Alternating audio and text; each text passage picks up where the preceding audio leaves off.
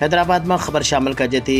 ख़ान मोहम्मद मल्लाह की रिपोर्ट मुताबिक कासमाबाद के इलाके भटाई नगर थाने के SHO गुलाम हुसैन पीरसादो की कार्रवाई फुरियल केतराई मोबाइल फोन बरामद असुल मालकन हवाले।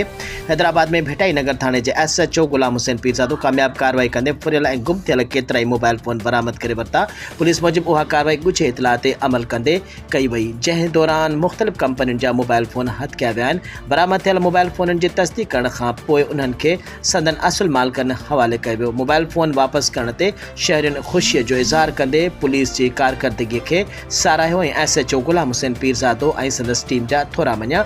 SHO गुलाम हुसैन पीरसादो चयो त शहरियुनि जी जान ऐं माल जो तहफ़ुज़ पुलिस जी पहिरीं ज़िम्मेवारी आहे ऐं ॾोखारी अंसरनि ख़िलाफ़ कार्रवायूं जारी रहंदियूं। हुन आवाम खे अपील कई त कंहिं बि मशकूक सरगर्मीअ बाबति फौरी तौर ते पुलिस खे इतला न वञे त जीअं वक़्त सर कार्रवाई मुमकिन बणाए सघिजे।